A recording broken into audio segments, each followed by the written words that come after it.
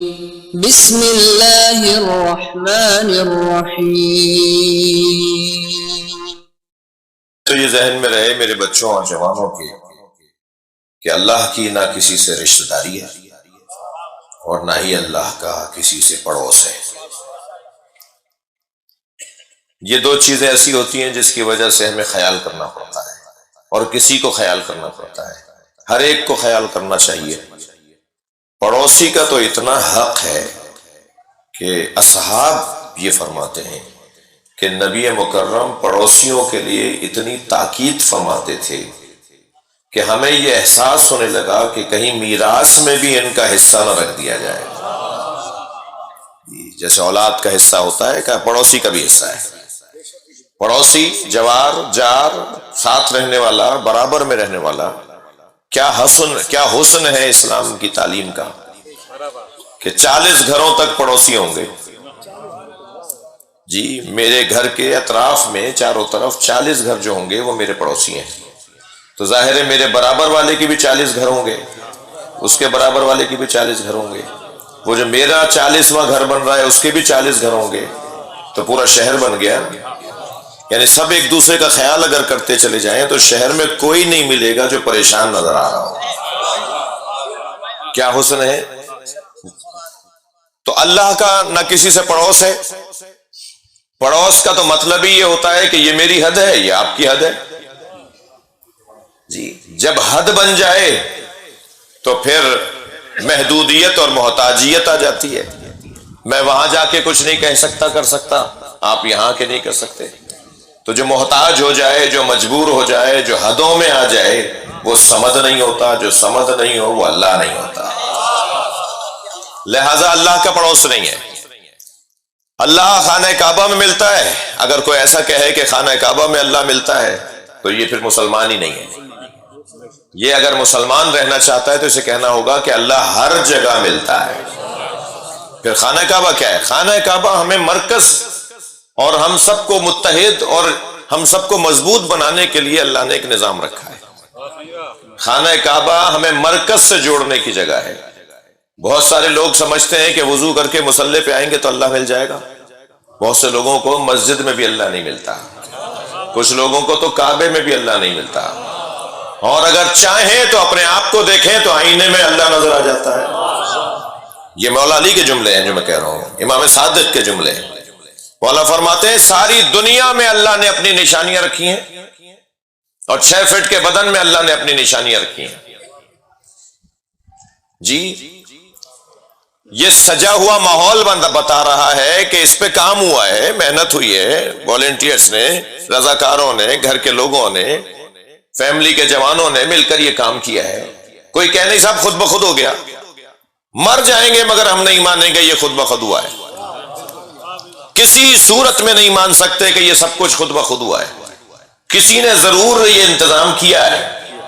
یعنی ایک مجلس کی جگہ سجی ہوئی نظر آئے تو ہم کہیں کہ یہ کسی نے ضرور بنائی ہے۔ یہ جو ساری کائنات سجی ہوئی نظر آ رہی ہے، صلوات پڑھنے ذرا محمد و آل محمد۔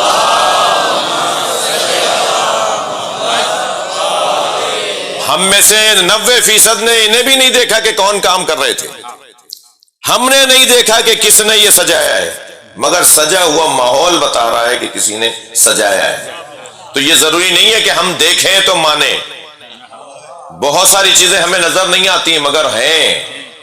اللہ نے اس کائنات کو سجانے کے لیے جنہیں مدبر قرار دیا ہے وہ فرشتے ہیں، مدبرات امر، یعنی فرشتوں سے وہ کائنات کو سجواتا ہے۔ ان فرشتوں پر بھی جو اللہ نے مانیٹر رکھا ہے، حاکم رکھا ہے، مولا رکھا ہے، اسے علی کہتے ہیں۔ یعنی آپ اپنی زبان میں کہتے ہیں مینج کرنے والا، وہ سنبھالنے والا سارے کاموں کا۔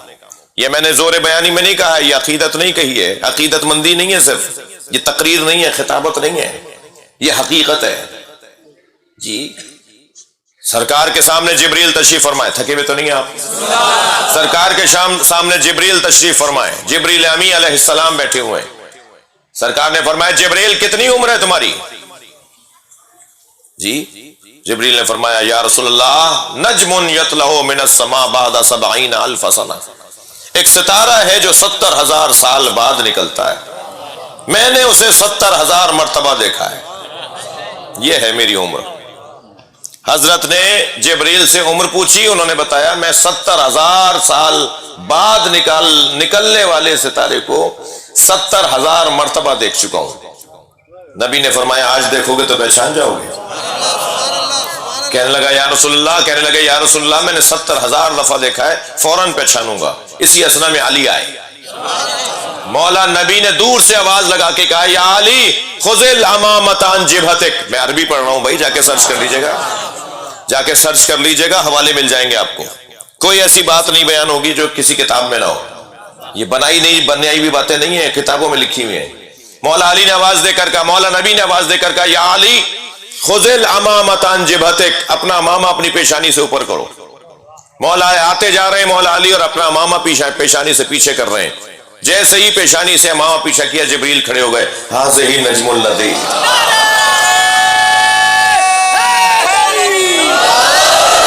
بلند تر صلوات۔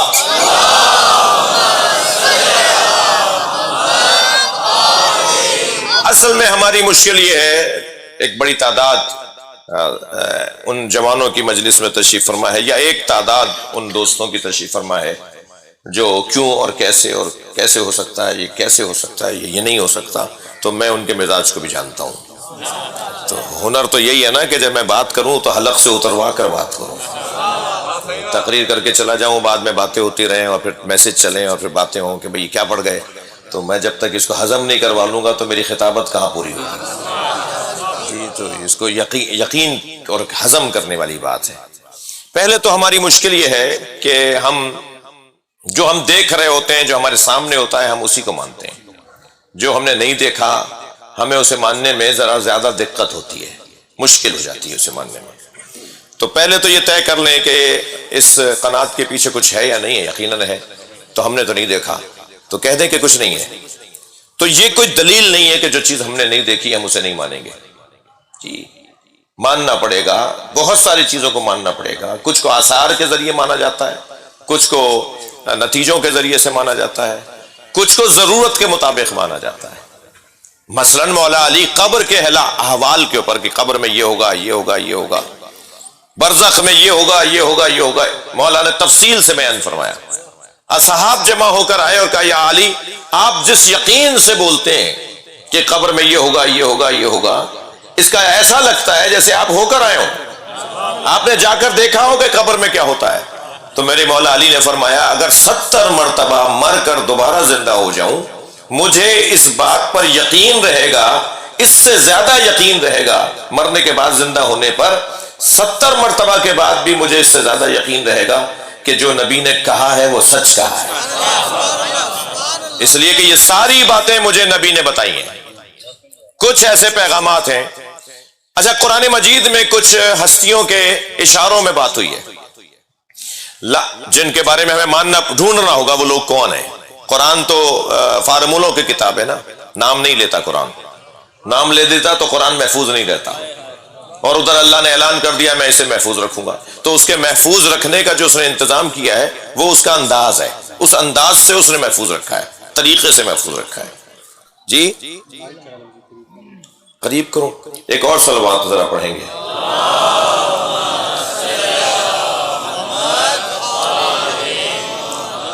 یہ کچھ نام ایسے اللہ نے، کچھ اشاروں میں، نام نہیں، کچھ اشارے ایسے اللہ نے رکھے ہیں قرآن میں جن کو ہمیں ڈھونڈنا ہوگا کہ یہ اشارہ کس کی طرف ہے۔ مثلا لا يتکلمون الا من اذن له الرحمن، قیامت میں کسی کو بولنے کی اجازت نہیں ہوگی مگر جسے رحمان بولنے کی اجازت دے گا۔ اب وہ کون ہے جسے رحمان بولنے کی اجازت دے گا؟ ڈھونڈنا تو ہمارا کام ہے نا۔ مثال کے طور پہ کہا جا رہا ہے فَاسْأَلُوا أَهْلَ الذِّكْرِ إِن كُنتُمْ لَا تَعْلَمُونَ، اہل ذکر سے پوچھو اگر تم جانتے نہیں ہو۔ کتنا وسیع ہے اگر تم نہیں جانتے ہو، یہ جو تم نہیں جانتے ہو یہ کتنا وسیع میدان ہے، کیا کیا نہیں جانتے ہم، بہت کچھ نہیں جانتے ہم۔ ایک اگر پی ایچ ڈی ہو ڈاکٹر ہے تو وہ اپنے شعبے میں پی ایچ ڈی ڈاکٹر ہے، دوسرے شعبے کے اندر وہ نہیں جانتا کچھ بھی۔ نہ جاننے کا تو میدان بہت وسیع ہے، تو پھر جس سے کہا جا رہا ہے اس سے پوچھ لو، اس کا علم بھی اتنا ہی وسیع ہونا چاہیے کہ ہر شخص کو وہ جواب دے سکے۔ اب یہ کہ پوچھ لو، کسی سے پوچھ لو جو جانتا ہے، وہ کون ہے جو سب کچھ جانتا ہو، جو ہر بات جانتا ہو؟ وہ وہی ہے جس نے بھرے مجمع میں اعلان کیا سلونی سلونی قبل ان تسألونی، پوچھو پوچھو۔ اب میں جو ترجمہ کرتا ہوں بھائی وہی ترجمہ کروں گا۔ مولا علی فرما رہے ہیں پوچھو پوچھو اس سے پہلے کہ تم مر جاؤ۔ یہ نہیں کہہ رہے کہ میں دنیا سے چلا جاؤں اس سے پہلے پوچھ لو۔ علی سے جس نے پوچھا ہے وہ مرا ہی نہیں۔ آج تک مالک اشتر زندہ ہے، آج تک سلمان فارسی زندہ ہے، آج تک وہ اصحاب زندہ ہیں جنہوں نے مولا علی سے سوال کیا۔ مسئلہ یہ کون وجود ہے کہ جس کے لیے اللہ کہہ رہا ہے اس سے جا کے پوچھ لو، وہ سب کچھ بتا دے گا تمہیں۔ اور بتایا، جا رہے ہیں ایک جنگ کے اوپر، جس سواری پر بیٹھ رہے ہیں وہ گھوڑی ہے اور پیٹ سے بھی ہے، لاغر جانور پہ بیٹھتے تھے مولا علی جو دوڑ ہی نہ سکے۔ ایک جنگ میں تو مولا امام حسن نے فرمایا بابا آج یہ والا گھوڑا لے جائیے، جنگ بڑی گھمسان کی ہے، آج جنگ شدید ہے، آپ یہ والا گھوڑا لے جائیے جو تیز دوڑتا ہے۔ حضرت فرمایا مجھے تیز دوڑنے کی ضرورت ہی نہیں ہے، مجھے تو سواری وہی رہنے دو کہ جو تیز دوڑتی ہی نہ ہو، میں میدان میں جانے کے لیے واپس، میدان سے آنے کے لیے جاتا ہی نہیں ہوں۔ جس سواری پر بیٹھے ہیں نا میرے مولا، وہ گھوڑی بھی ہے، پیٹ سے بھی ہے، لاغر سی بھی ہے۔ بیٹھ چکے تھے علی، ایک شخص نے آواز دے کر کہا یا علی نہ جائیے، یہ جنگ آپ جیت نہیں سکیں گے۔ ایسا ہو اور وہ بھی علی سے بات کر رہا ہو۔ مولا نے غور سے اسے دیکھا، حضرت فرمایا کیا کہنا چاہتا ہے؟ کہ آپ کا ستارہ گردش میں آپ جنگ جیت نہیں سکیں گے۔ مولا گھوڑی پر بیٹھ چکے تھے، اتر آئے، 2 قدم اس کی طرف بڑھے، وہ قریب آیا۔ حضرت نے فرمایا تو ستاروں کو جانتا ہے؟ تو بتا وہ کون سا ستارہ ہے جب اپنی جگہ سے حرکت کرتا ہے تو بلیوں پر فلاں کیفیت طاری ہوتی ہے؟ پھر حضرت نے فرمایا کوئی بات نہیں، چل وہ ستارہ بتا دے، وہ کون سا ستارہ ہے جو اگر اپنی جگہ سے ہل کر اس جگہ سے اس جگہ آ جائے تو پھر اونٹوں پر فلاں کیفیت طاری ہوتی ہے؟ نہیں بتا سکا۔ حضرت نے فرمایا چل بتا میری گھوڑی کے سم کے نیچے کیا ہے؟ گھوڑی کھڑی ہے، اس نے سم جہاں رکھا ہوا ہے، اس کے نیچے کیا ہے؟ نہیں بتا سکا۔ حضرت نے اس کے پیٹ پہ ہاتھ رکھ کے فرمایا بتا اس میں نر ہے یا مادہ؟ کچھ نہیں بتا سکا۔ حضرت نے فرمایا تو سامنے کی چیز نہیں بتا سک رہا ہے، آسمانوں کی باتیں کر رہا ہے۔ میں تجھے ابھی بتا دیتا ہوں میرے 10 نہیں مریں گے، ان کے 10 نہیں بچیں گے۔ میں جانے سے پہلے بتا دیتا ہوں میرے 10 نہیں مریں گے، لا یفلتو منہم 10 ومنا العشرہ، میرے 10 نہیں مریں گے، ان کے 10 نہیں بچیں گے۔ مولا علی کے جو لوگ شہید ہوئے، علی نے جانے سے پہلے بتا دیا میرے کون کون لوگ شہید ہوں گے۔ اور وہاں 4000 کا لشکر تھا جو مولا کائنات کے لشکر نے ان کو قتل کیا، اور وہاں کچھ لوگ تھے جو بچے تو اس لیے بچے کے بھاگ گئے تھے، اور بھاگنے والے کے پیچھے علی جاتا ہی نہیں ہے۔ مجبور آدمی پہ کیا ہاتھ اٹھانا۔ صلوات پڑھے ذرا محمد و آل محمد۔ بہت بڑا مجمع ہے، اس سے بہتر اور بلند صلوات پڑھیں گے۔